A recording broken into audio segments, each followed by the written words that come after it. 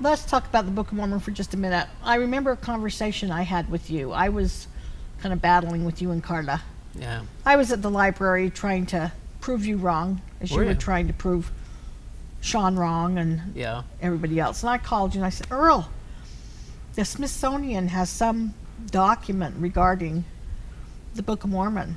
Yeah. And that it's true. And you said, well, I know about that document, and I don't know what information I had, but it was the complete opposite. Yeah, the Smithsonian actually has published a letter, and it says that the Book of Mormon has no foundation in archaeology. You gave or me history. a copy of that letter, and it talks about the metallurgy and the animals. Yeah, that kind of reminds me of a book I read by B.H. Roberts, who is also a 70 in the church and very respected historian. He wrote the comprehensive history of the church, but he also wrote a book about the Book of Mormon. He was challenged to answer 5 questions. One was the linguistics, silk, I think, was in there, animals, metallurgy, and that kind of stuff. And he kind of came to the conclusion, or he did come to the conclusion in the book, that we have no basis for any archaeology. There's no reason to. He just couldn't answer the questions. Why wasn't there, or why was there these certain animals in the Book of Mormon? They didn't exist.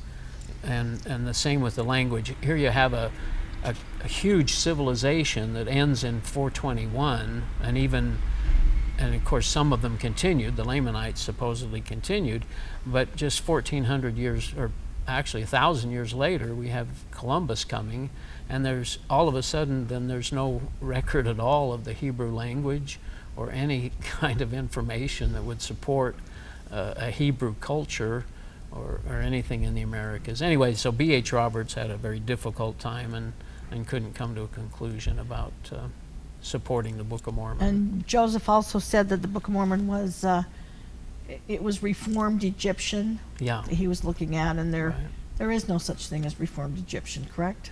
Well, there isn't. I dismiss that as a possible explanation because some languages come and go, and who knows that, I mean, supposedly Lehi traded with the Egyptians, and that's why he was able to teach Nephi and the boys the Reformed Egyptians. So there were some things I didn't take that one as a motivation for leaving the church. Not a hill to die on. No, but these other things all put together just were, I couldn't really believe them.